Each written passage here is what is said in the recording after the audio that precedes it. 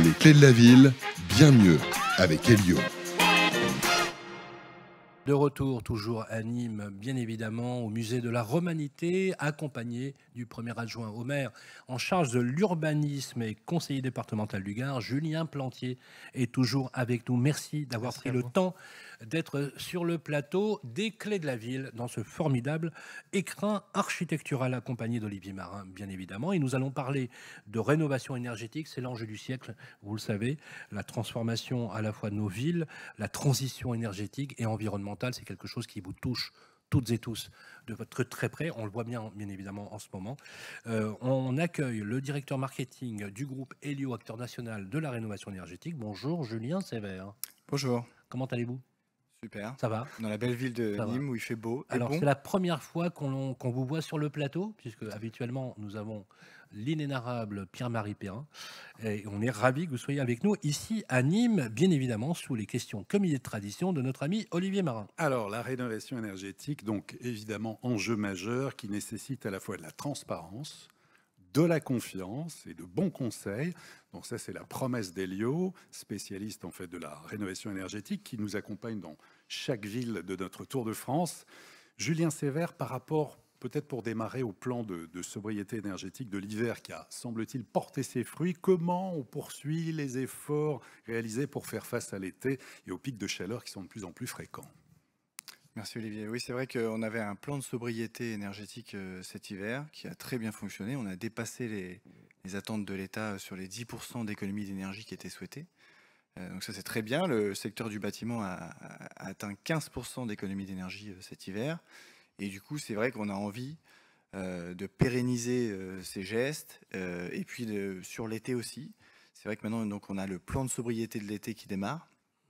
Et c'est principalement l'objectif de réduire la consommation des climatisations. Alors on a une consigne qui nous a été donnée par la ministre Agnès Pannier-Runacher de régler plutôt les climatisations sur 26 degrés pour baisser la consommation. L'objectif de ces plans de sobriété de l'été, c'est 40% d'économie d'énergie d'ici 2050. Ah oui, c'est pas neutre. Hein. Quels grands changements, pour expliquer de façon, pour être pédagogue un petit peu, interviennent en matière de rénovation énergétique? On parle beaucoup évidemment de MaPrimeRénov' aussi. Qu'est-ce qui change et qu'est-ce qui va changer? Alors il y a une simplification qui est nécessaire, c'est les échos qu'on a au quotidien dans les activités d'Elio. Et donc ça va plutôt dans le bon sens. On va désormais s'appuyer sur deux piliers, un pilier sur l'efficacité et un pilier sur la performance. Donc l'efficacité, c'est toujours d'accompagner les ménages dans des gestes de rénovation énergétique qui sont la décarbonation en fait des moyens de chauffage. Voilà, donc plutôt la pompe à chaleur que la chaudière à fioul. Donc ça va continuer, c'est pérennisé. Et puis il y a un autre pilier qui lui est renforcé avec notamment une enveloppe de 300 millions d'euros qui est ajoutée au budget MaPrimeRénov' à partir de 2024. Et donc ce volet performance, c'est la rénovation globale. Et donc c'est l'idée de considérer tous les points énergétiques du logement dans une rénovation. Et vraiment de faire une rénovation globale qui permet pour le coup de faire des économies vraiment substantielles.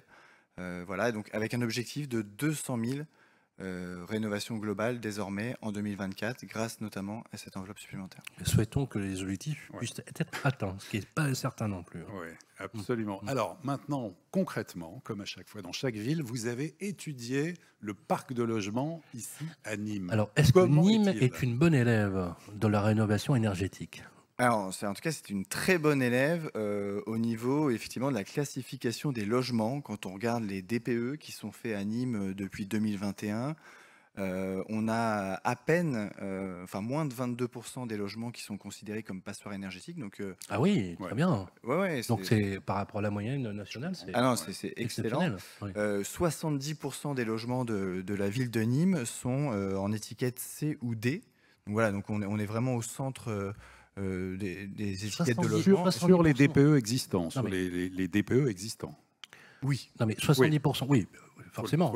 Sinon les autres on les a pas, donc on peut pas faire savoir, encore mieux, c'est sûr. Mais sur les DPE existants, 70%, c'est très élevé. C'est de l'habitat collectif. Hein. Alors oui, la ville de Nîmes, c'est 63% de logements collectifs, 60% de locataires. Donc ça, c'est plutôt bien quand même d'avoir une ville qui a une base, en tout cas, de logements qui ne sont pas en trop mauvais état d'un point de vue énergétique. Il reste de la rénovation à faire parce que il y a quand même quelques pourcents de logements qui sont en passoire énergétique. Et puis, il faut dire que Nîmes profite sur cet aspect-là. En tout cas, c'est les méthodes de calcul actuelles, du climat qui est plutôt favorable et des méthodes de construction du secteur. Ici, historiquement, les maisons sont en pierre. Et ça aide parce que la pierre, c'est un matériau qui permet de restituer la chaleur une fois et de la. C'est vrai qu'on voit bien l'ancrage en fait de la richesse architecturale de la ville Mais vous par rapport semblez étonné, à l'impact climatique. Oui. non Non, non, Julien non, non, Plantier étonné, non, mais c'est toujours intéressant d'avoir un regard extérieur sur l'ambition et sur la manière dont on se situe par rapport au territoire national. C'est vrai que nous avons un climat qui est parfois pas simple et il faut faire un lien par rapport aux bâtiments et cette approche bâtimentaire. Nous, je sais que sur les bâtiments publics, on a à cœur de proposer une rénovation énergétique, notamment avec l'installation d'un photovoltaïque, avec ces chaudes journées que nous avons, voilà, toute l'importance et le bienfait du photovoltaïque, donc on travaille là-dessus. Il y a aussi un certain nombre d'OPH que l'on mène sur certains quartiers pour améliorer et accompagner les propriétaires bailleurs ou bien les propriétaires occupants pour que leur logement gagne en termes de classification énergétique. Donc ça aussi, c'est quand même quelque chose d'important. Et puis il y a aussi sur les constructions nouvelles, un certain nombre d'exigences qui sont posées. Lorsqu'on va imposer des logements qui soient bi-orientés, ben, ça va favoriser une ventilation naturelle, la question des logements traversants. Là aussi, ça va limiter l'utilisation de chauffage ou de climatisation électrique. Donc voilà, ce sont tous ces éléments qui vont nous permettre aujourd'hui de faire entrer Nîmes dans une nouvelle ère en ce sens. Après, c'est pas simple, parce qu'on sait très bien que ça a un coût. Et la question de la rénovation énergétique, en plus, d'un point de vue politique, c'est quand même pas simple à gérer parce que c'est souvent des travaux qui ne se voient pas forcément et c'est parfois aussi audacieux, mais c'est un choix que l'on fait d'avoir un programme ambitieux par rapport à cette rénovation. Juste un point sur certains bâtiments, on a vu tout à l'heure le Carré d'Art, qui est le musée d'art contemporain depuis plus de 30 ans. Il y a 5 ans, on a mené un très gros plan au niveau d'un crème avec de la rénovation énergétique qui permet voilà, de venir transformer des passoires énergétiques en des bâtiments beaucoup moins énergivores. Très bien. Je rebondis sur ce que vous dites. C'est vrai que le photovoltaïque, alors surtout quand on est aussi bien situé que la ville de Nîmes, qui quand même a des avantages géographiques par rapport au reste du pays, il faut en profiter. Il y a une très forte demande en ce moment et c'est un des meilleurs moyens vraiment de faire baisser les coûts de l'énergie. Que vous soyez une entreprise, une collectivité locale, un particulier, investissez dans le photovoltaïque, vous aurez un prix de l'énergie quasiment fixe pendant 30 ans, la durée de vie de votre installation. Et sur le sujet des bailleurs sociaux, c'est vrai que les charges énergétiques dans les logements sociaux représentent des fois un fort coût pour les locataires. Et donc, on participe d'ailleurs chez Elio et c'est vraiment important qu'on ait les moyens de rénover les logements HLM. Alors justement, on va voir des cas concrets, comme on fait à chaque fois dans chaque ville-étape. Alors aujourd'hui, sur la rénovation globale à Nîmes, donc côté particulier, vous prenez l'exemple donc d'une maison, cette fois-ci individuelle à Nîmes, 97 mètres carrés, c'est un couple avec 2 enfants, revenu 60 000 € par an, un système de chauffage au gaz, avant, après. Alors oui, c'est vrai que... notez que c'est un cas réel, hein, un cas vraiment. Oui, bah on essaye de prendre des cas concrets, des vrais voilà. sujets, des vrais devis. On a l'habitude avec toutes les rénovations qu'on traite toute l'année. Et c'est vrai que c'est ce qu'on se disait, la rénovation énergétique, c'est complexe. Il y a un vrai sujet de financement aussi des restes à charge derrière. Et puis, c'est quand même abstrait sur ses coûts. Donc, c'est pour ça qu'on profite de l'émission. À la fois dans la lecture des aides, parce que c'est pas évident pour le public, hein. Les particuliers, vous le savez, hein, Julien Plantier, on a du mal à savoir, calculer le reste à charge, mais aussi parfois il y a aussi même les aides locales hein, qui peuvent se cumuler. Exactement, Voilà. qui peuvent venir compléter ça.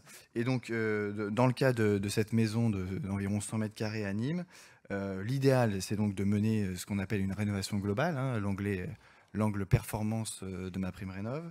Nous, on estime qu'il y a environ 40 000 € de travaux, isolation complète du logement, installation d'une pompe à chaleur et d'une VMC double flux. Et sur ces 42 000 € TTC de travaux, on peut, sur ce foyer, mobiliser 25 000 € d'aide à la rénovation énergétique entre MaPrimeRénov', les aides locales, la prime Elio, un bonus sortie de passoire, etc. Voilà, et donc il reste quand même 16 000 € à financer, mais on peut par exemple mobiliser un éco-prêt à taux zéro.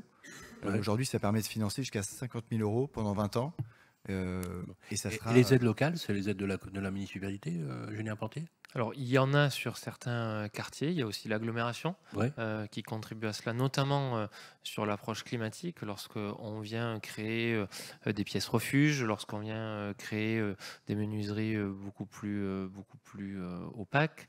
Il y a tout ce travail qui est fait en amont. Donc oui, on accompagne, mais c'est sur certains quartiers de la ville. Certains quartiers Tout à fait. de Les la plus ville. sujets au phénomène climatique. Bien sûr. C'est vrai qu'on a un sujet cette année qui a émergé, qui sont aussi les logements bouilloires.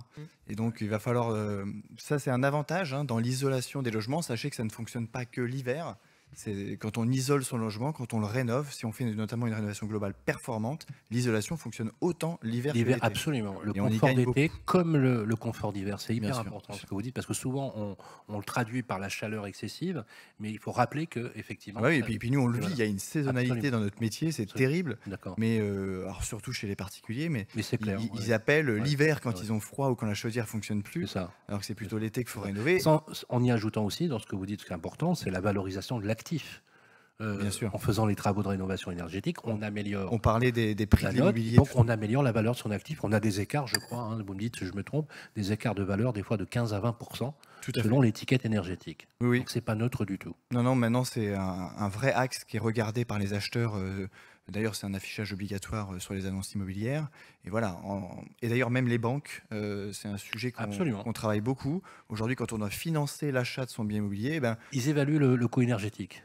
si on est là pour emprunter, je ne sais pas, par exemple, 300 000 euros pour acheter une passoire énergétique, ça sera moins bien vu par les banques pour financer que si on achète un bien alors qui est déjà rénové ou qui est dans une bonne étiquette énergétique, c'est parfait. Mais on peut à ce moment-là inclure la rénovation globale dans le financement complet du bien immobilier. Ça va représenter un coût faible par rapport à l'ensemble de l'opération et ça va faciliter le financement de son bien immobilier. Merci Le dernier beaucoup. exemple, on Oui. finit. Très rapidement. L'habitat collectif, donc là une copropriété de 1970, 4 bâtiments de 56 logements, système de chauffage électrique individuel, donc travaux avant, après. Alors, Tout à fait. Gros dossier. On est obligé d'en parler parce qu'il y a quand même 60% de copropriété. habitat collectif à Nîmes. Oui, alors chez Elio, on traite aussi les ensembles. Alors là, oui, on parle de plus de 50 logements en habitat collectif. Donc, c'est une enveloppe de 563 000 euros de travaux. On irait entièrement isoler les bâtiments par l'extérieur. C'est plusieurs bâtiments. Rénover aussi l'isolation de la toiture, qui peut être l'occasion, si vous refaites les toitures, il faut vraiment se poser la question du Du photovoltaïque. photovoltaïque. Parce que, Oui. en fait, ça a une durée de vie de 20 à 25 ans et on ne peut pas se permettre de poser du photovoltaïque sur une toiture qui doit être rénovée d'ici quelques années. Donc, souvent, on fait les deux actions en même temps. C'est intéressant ce que vous dites parce qu'effectivement, il y a une conjonction entre les deux. C'est-à-dire que, quitte à refaire les toitures, on peut aussi penser à l'amélioration énergétique en le faisant. C'est lié. Alors, il y a un sujet déjà de poids. Il faut savoir que les panneaux solaires, c'est 90% de verre, donc c'est quand même très lourd. Donc, on fait des études pour vérifier que le bâtiment sur lequel on va positionner ça est capable de résister au poids. Et il y a un vrai sujet, effectivement, sur l'étanchéité des toitures. Alors, c'est moins l'isolation que l'étanchéité. Mais quand on équipe un bâtiment tertiaire ou un habitat collectif, on fait le lien avec l'état de l'étanchéité des toitures. Et donc voilà, donc je reprends la rénovation énergétique de cette copropriété à Nîmes.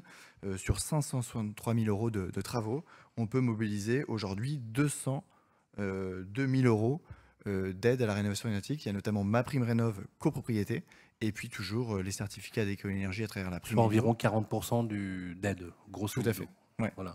Ce qui est quand même pas neutre. Et là aussi, D'où l'intérêt j'ai presque envie de dire, c'est presque plus important, mais on voit des vrais effets sur la valeur des appartements quand même, qui sont rénovés ou pas. Je vous rappelle que la loi climat et résilience qui a été votée et qui est rentrée en action joue beaucoup là-dessus. Si vous êtes un propriétaire bailleur, si vous souhaitez pouvoir louer un appartement aujourd'hui ou un logement, c'est très important que l'étiquette énergétique soit bonne.